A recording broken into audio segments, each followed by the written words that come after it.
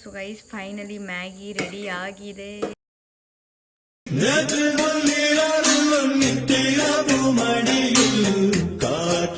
So hi guys, welcome back to my YouTube channel. So ಇವತ್ತಿನ video ಏನಪ್ಪ ಅಂತ ಹೇಳಿದರೆ, ನಮ್ಮ ಪಕ್ಕದೂರಲ್ಲಿ ಜಾತ್ರೆ ಇದೆ. ಸೊ ಹಾಗಾಗಿ ನಾವೆಲ್ಲ ಹೋಗ್ತಾ ಇದ್ದೀವಿ. ಸೊ ಅದ್ರದ್ದು ವ್ಲಾಗ್ ಮಾಡ್ತಾ ಇದ್ದೀನಿ. ಹೋದ್ಮೇಲೆ ವೀಡಿಯೋನ ಕಂಟಿನ್ಯೂ ಮಾಡ್ತೀನಿ. ನೋಡ್ರಿ, ನನ್ನ ತಮ್ಮ ಇವಾಗ ಕರ್ಕೊಂಡು ಹೋಗೋಕ್ಕೆ ಅಂತ ಬರ್ತಾ ಇದ್ದಾನೆ. ನೋಡ್ರಿ, ಒಂದು ಹೊಸ ಔಟ್ಫಿಟ್ ಹಾಕೊಂಡೆ, ಸೇಮ್ ಕೋತಿ ಥರ ಅಲ್ಲ. ಇವಾಗ ಎರಡಿಗೆ ಹೋಗ್ತಾ ಇದ್ವಿ.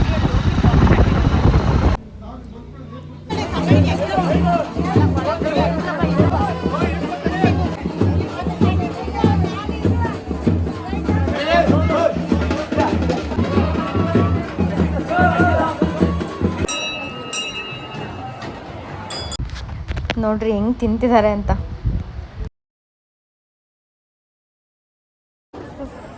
ಸೊ ಗೈಸ್, ಇವಾಗ ತೇರೆಲ್ಲ ಮುಗೀತು, ಊಟ ಮಾಡ್ಕೊಂಡು ಹೋಗ್ತಾ ಇದ್ದೀವಿ.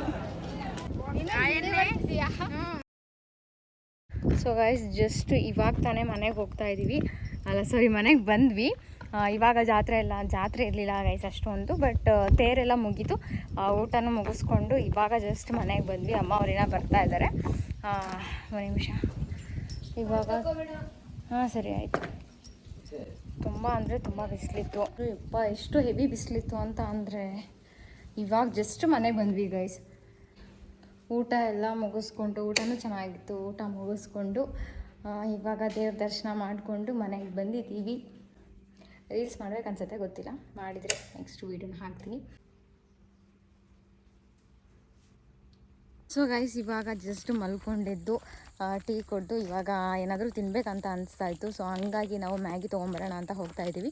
ನನ್ನ ತಮ್ಮ ಎಲ್ಲ ಹೋಗಿದ್ದಾನೆ. ಸೊ ಹಂಗಾಗಿ ನಾವೇ ಹೋಗ್ತಾ ಇದ್ದೀವಿ. ಮ್ಯಾಗಿ ತೊಗೊಂಡು ಬಂದು ಮ್ಯಾಗಿ ಮಾಡೋದು ವ್ಲಾಗ್ ಮಾಡ್ತೀನಿ ಅಷ್ಟೇ, ಇನ್ನೇನಿಲ್ಲ ಗೈಸ್. ಜಾಸ್ತಿ ಏನು ಅಲ್ಲಿ ಜಾತ್ರೆದು ತೇರಿಂದು ವೀಡಿಯೋ ಮಾಡೋಕ್ಕಾಗಿಲ್ಲ. ಜಾಸ್ತಿ ಅಷ್ಟು ರಶ್ ಇತ್ತು, ತುಂಬ ಬಿಸಿಲಿತ್ತು. ನಿಜವಾಗ್ಲೂ ವೀಡಿಯೋ ಮಾಡೋಕ್ಕಾಗಲಿಲ್ಲ ಅಷ್ಟು. ಏನು ನಾರ್ಮಲಾಗಿ ಹೋಗಿದ್ದು ಮತ್ತು ತೇರಿಂದೆಲ್ಲ ವೀಡಿಯೋ ಮಾಡಿದ್ದೀನಿ ಅಷ್ಟೇ. ಸೊ ಹಂಗಾಗಿ ಇವಾಗ ನಾವು ಮ್ಯಾಗಿ ತೊಗೊಂಬರೋದಕ್ಕೆ ಅಂತ ನಮ್ಮೂರಲ್ಲಿರೋ ಅಂಗಡಿಗೆ ಹೋಗ್ತಾ ಇದ್ದೀವಿ. ಎಲ್ಲ ದೇವಸ್ಥಾನ, ಅದೇ ದೇವಸ್ಥಾನದ ತೆರಿಗೆ ನಾವು ಹೋಗಿದ್ದು guys. So guys, Maggi finally ತೊಗೊಂಡ್ವಿ.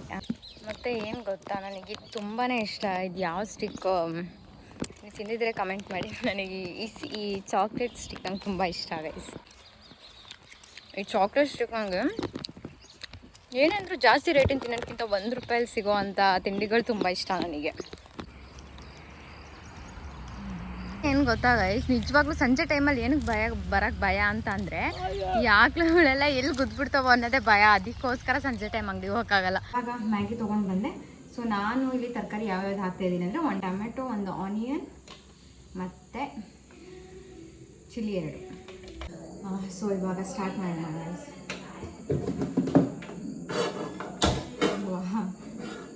ಫಸ್ಟ್ ನಾನು ಎಣ್ಣೆ ಹಾಕ್ತಾಯಿದ್ದೀನಿ. ಜಾಸ್ತಿ ಆಗಿಬಿಡ್ತು ಅನ್ಸುತ್ತೆ, ಪರವಾಗಿಲ್ಲ. ಎಣ್ಣೆ ಹಾಕಿ ನೆಕ್ಸ್ಟು ಸ್ವಲ್ಪ ಸಾಸಿವೆ ಹಾಕ್ತಾಯಿದ್ದೀನಿ ಗೈಸ್. ಸ್ವಲ್ಪ ಅಷ್ಟೇ ಹಾಕಿದ್ದೀನಿ. ನನಗೆ ಗೊತ್ತಿಲ್ಲ ಹೆಂಗೆ ಬರುತ್ತೆ ಅಂತ, ಬಟ್ ನಾನು ಮಾಡೋ ಮ್ಯಾಗಿ ತುಂಬ ಇಷ್ಟ. ಅದಕ್ಕೋಸ್ಕರ ನಾನು ನಿಮಗೆ ಹೇಳ್ತಾ ಇದ್ದೀನಿ. ಒಬ್ರೊಬ್ರು ಒಂದೊಂಥರ ಮ್ಯಾಗಿ ಮಾಡ್ತಾರೆ, ಇದು ನನ್ನ ಸ್ಟೈಲಲ್ಲಿ ಮ್ಯಾಗಿ ಮಾಡೋದಷ್ಟೇ. ಸ್ವಲ್ಪ ಜೀರಿಗೆ ಹಾಕ್ತೆ. ಅದಾದಮೇಲೆ ನೆಕ್ಸ್ಟ್ ನಾನು ಇವಾಗ ಫಸ್ಟು ಈರುಳ್ಳಿ ಮತ್ತು ಮೆಣಸಿನ್ಕಾಯಿನ ಹಾಕ್ತಾಯಿದ್ದೀನಿ.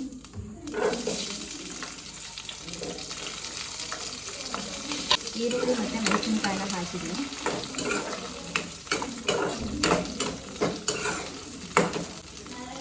ಅದು ಸ್ವಲ್ಪ ಡೀಪ್ ಫ್ರೈ ಆದಮೇಲೆ ಟೊಮೆಟೊ ಹಾಕ್ತೀನಿ. ಟೊಮೆಟೊ ಹಾಕಿ ಸ್ವಲ್ಪ ನೀರು ಹಾಕಿ ಇದು ಒಂದು ಸ್ವಲ್ಪ ಡೀಪ್ ಫ್ರೈ ಆಗಲಿ. ಟೊಮೆಟೊ ಹಾಕ್ತಾಯಿದ್ದೀನಿ.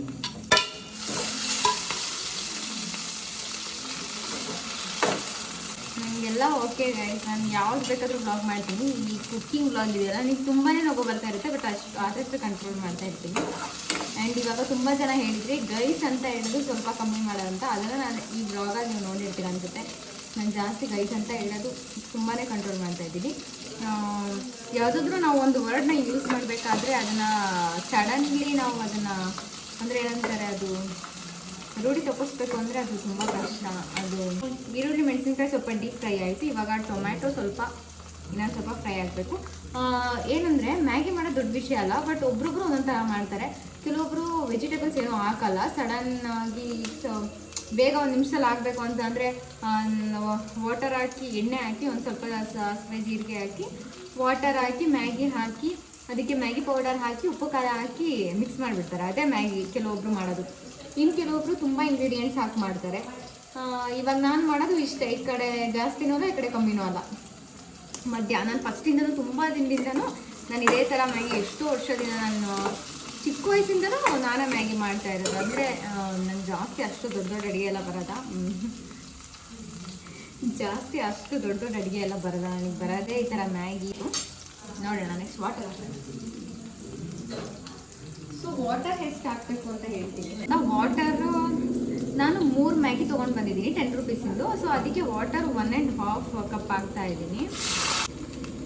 2 ಕಪ್ ವಾಟರ್ ಹಾಕ್ತಾ ಇರೋದು. ಅವರು ನಾನು 2.5 ಹಾಕ್ಬಿಡ್ತೀನಿ. ಸೂಪ್ ಟೈಪ್ ಹಾಕಬೇಕು, ನಿಮಗೆ ಸೂಪ್ ಟೈಪ್ ಇರಬೇಕು ಮ್ಯಾಗಿ ಅಂತ ಹೇಳಿದರೆ ಜಾಸ್ತಿ ನೀರು ಹಾಕ್ಬೋದು. ಇಲ್ಲ ನಮಗೆ ಮೀಡಿಯಮ್ಮಾಗಿ ಸೂಪ್ ಎಲ್ಲ ಬೇಡ, ಜಸ್ಟ್ ಮ್ಯಾಗಿ ಮಾತ್ರ ಇದ್ದರೆ ಸಾಕು, ಜಾಸ್ತಿ ವಾಟರ್ ಟೈಪ್ ಎಲ್ಲ ಬೇಡ ಅಂತ ಅಂದರೆ ಇವಾಗ ಒಂದು 3 ಮ್ಯಾಗಿ ತೊಗೊಂಡಿದ್ದೀರಾ ಅಂದರೆ ಅದಕ್ಕೆ ಒಂದು 2 ಕಪ್ ವಾಟರ್ ಹಾಕ್ಬೇಕಷ್ಟೇ, ಇನ್ನೇನಿಲ್ಲ. ಮತ್ತು ಇದು ಒಂದು ಸ್ವಲ್ಪ ಜಾಸ್ತಿ ಬೇಯಬೇಕು. ಅದಾದಮೇಲೆ ನಾವು ಮ್ಯಾಗಿನ ಹಾಕೋಣ. ಸಾರಿ ಗೈಸ್ ಅಂತ ಎಲ್ಲೋ ಒಂದು ಕಡೆ ಅಂತಿರ್ತೀನಿ. ಇದು ಆಸ್ಮಿ ಕ್ವಶನ್ ನಾನು ಹಾಕಿದ್ನಲ್ಲ, ಅದಕ್ಕೆ ತುಂಬ ಜನ ಕೇಳಿದ್ರಿ, ಕ್ವಶನ್ಸ್ ಎಲ್ಲ ಕೇಳಿದ್ರಿ. ರಿಪೀಟೆಡ್ ಕ್ವಶನ್ಸು ತುಂಬಾ ಇತ್ತು. ಸೊ ಹಂಗಾಗಿ ನಾನೇನು ಪ್ಲ್ಯಾನ್ ಮಾಡಿದ್ದೀನಿ ಅಂತ ಹೇಳಿದರೆ, ಇವಾಗ ಎಲ್ಲ ರಿಪೀಟೆಡ್ ಕ್ವಶನ್ಸು ಆಮೇಲೆ ಮೆಸೇಜಲ್ಲೆಲ್ಲ ಕೇಳಿದ್ದೀರಿ. ಆಸ್ಮಿ ಕ್ವಶನ್ ಅಂತ ಅಂದರೆ ಆಸ್ಮಿ ಕ್ವಶನಲ್ಲೇ ಕೇಳಿಲ್ಲ ತುಂಬ ಜನ, ಅರ್ಧ ಜನ ಮೆಸೇಜಲ್ಲಿ ಕೇಳಿದ್ದೀರಾ, ಇನ್ನರ್ಧ ಜನ ಆಸ್ಮಿ ಕ್ವಶನಲ್ಲಿ ಕೇಳಿದ್ದೀರಾ. ಸೊ ಅದನ್ನೆಲ್ಲ ನಾನು ನೋಟ್ ಮಾಡಿ ಇಟ್ಕೊಂಡಿದ್ದೀನಿ. ಒಂದು 20 ಕ್ವಶನ್ಸ್ ಏನೋ ನೋಟ್ ಮಾಡಿ ಇಟ್ಕೊಂಡಿದ್ದೀನಿ ಅನಿಸುತ್ತೆ. 20-15 ಕ್ವಶನ್ಸಿಗೆ ಆನ್ಸರ್ ಮಾಡ್ತೀನಿ, ಅದಕ್ಕಿಂತ ಕಮ್ಮಿನೇ ಇದೆ ಅನಿಸುತ್ತೆ. ಅಂದರೆ ರಿಪೀಟೆಡ್ ಕ್ವಶನ್ಸ್ ತುಂಬಾ ಬಂದಿದೆ. ಅದೇ ರಿಪೀಟೆಡ್ ಸೇಮ್ ಕ್ವಶನ್ಸ್, ತುಂಬ ಇಂಟ್ರೆಸ್ಟಿಂಗ್ ಕ್ವಶನ್ಸ್ನೆಲ್ಲ ತೆಗೆದಿಟ್ಟು ಅದ್ರದ್ದು ಬ್ಲಾಗ್ ಮಾಡ್ತೀನಿ. ನೆಕ್ಸ್ಟು ಬ್ಲಾಗ್ ಅದೇ ಮಾಡ್ತೀನಿ. ಅದನ್ನು ಬಿಟ್ಟರೆ ನೆಕ್ಸ್ಟ್ ಏನೋ ಇನ್ನೊಂದು ಬ್ಲಾಗ್ ಮಾಡಬೇಕು ಅಂತ ಅಂದ್ಕೊಂಡೆ, ಏನು ಅಂತಾರೆ ನೆನಪಾಗ್ತಿಲ್ಲ. ಸೊ ಇವಾಗ ವಾಟರ್ ಎಲ್ಲ ಒಂದು ನಿಮಿಷ ತೋರಿಸ್ಬಿಡ್ತೀನಿ ನಿಮಗೆ. ಅದು ಈರುಳ್ಳಿ ಎಲ್ಲ ಸೀದೋಗಿದೆ ನೋಡಿ, ಈರುಳ್ಳಿ ಎಲ್ಲ ಹೆಂಗೆ ಸೀದೋಗಿದೆ ಅಂತ. ನಮ್ಮ ಬ್ಲಾಗ್ ಮೇಲೆ ಮಾತಾಡ್ಕೊಂಡು ನಾನು ಜಾಸ್ತಿ ವೆಜಿಟೇಬಲ್ ನೀಟಾಗಿ ಹೆಚ್ಚಿಲ್ಲ, ಮತ್ತೇನು ಅಂದ್ಕೊಂಬೇಡಿ. ಹಾಕಿದ್ದೀನಿ. ನೆಕ್ಸ್ಟ್ ನಾನು ಇವಾಗ ಮ್ಯಾಗಿ ಪೌಡರ್ನ ಹಾಕ್ತಾಯಿದ್ದೀನಿ.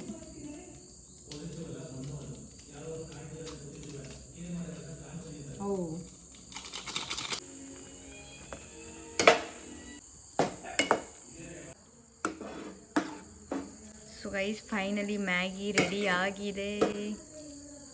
ನೋಡೋಣ ಟೇಸ್ಟ್ ಹೆಂಗಿದೆ ಅಂತ. ನಾನು ಮ್ಯಾಗಿ ಸ್ಪೂನಲ್ಲೆಲ್ಲ ತಿನ್ನಲ್ಲ ಗೈಸ್, ಪ್ರಾಂಪ್ಟ್ ಆಗಿರ್ಬೇಕಂದ್ರೆ ನನ್ನ ಕೈಯೆಲ್ಲ ತಿನ್ನಲ್ಲ. ಹೆಂಗಿದೆ ಅಂತ ನೋಡೋಣ.